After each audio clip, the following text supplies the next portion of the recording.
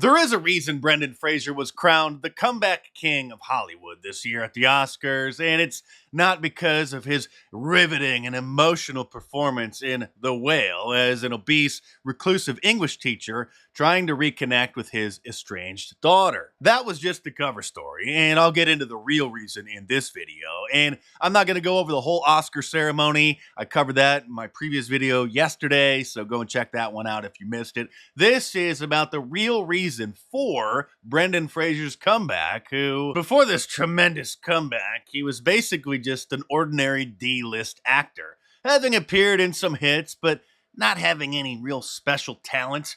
Encino Man back in the 1990s, playing a caveman that got thawed out in a block of ice and then started living in modern society. Then later appearing in The Mummy and The Mummy Returns, and while they might be somewhat popular films, his performances weren't exactly Oscar-worthy. But now he's being hailed a hero, and the prosthetics and digital effects were amazing, making him look quite realistic instead of just a guy wearing a fat suit. But the real reason why Hollywood is celebrating this film is because it's a covert anti-Christian movie. The entire subtext is that Christianity is bad. It turns out that the real reason why he's estranged from his daughter and his ex-wife is because he left them for a man. It turns out that his boyfriend was the son of the pastor of the local megachurch and later offed himself because he couldn't deal with the guilt and the homophobia of being the gay son of a Christian pastor. That caused the whale's eating disorder, homophobia from Christianity. Later in the film, a missionary is trying to save him, preaching to the whale, but he is rejected once again because of the Christian homophobia that resulted in his boyfriend's death. Believe me, he doesn't want to hear about new life. Why? Because it's caused him a lot of pain. How? Killed his boyfriend.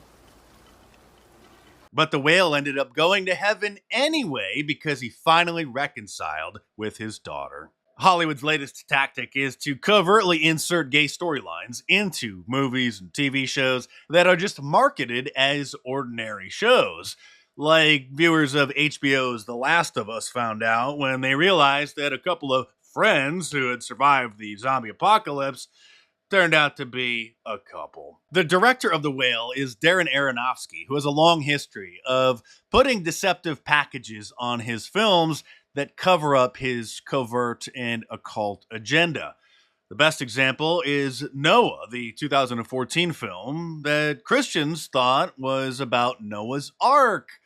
But those who saw it quickly learned that it actually had nothing to do with the biblical story of Noah and the flood. Instead of depicting Noah as a man working to save his family to repopulate the earth after the flood, he built the ark only to save the animals.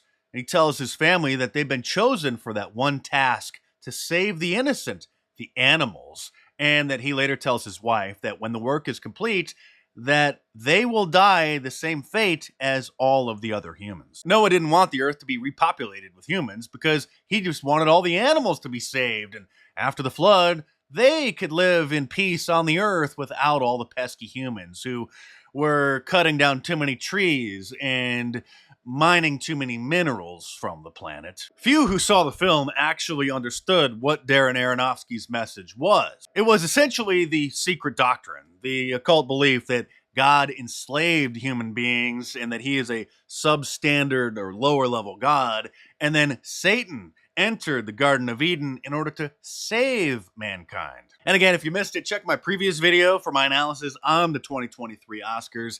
I watched it so that you don't have to, and that's the only thing that I left out was Top Gun was basically completely snubbed, and Tom Cruise snubbed the Oscars, supposedly because he had a work schedule conflict. He's shooting another Mission Impossible film halfway around the world. But the only award that Top Gun Maverick won, a film that basically saved Hollywood, and Tom Cruise's COVID protocols allowed the studios to continue working. So they threw him a bone by giving the film the Oscar for Best sound editing. Of course, they can't have a powerful and patriotic film like Top Gun being given an award for Best Picture. That has to go to the film about the gay guy whose life was ruined by Christianity. These tracks are just the beginning. There's so much more in the Bible that we I can't... read the Bible. Really? Sure. A couple times. Did you like it?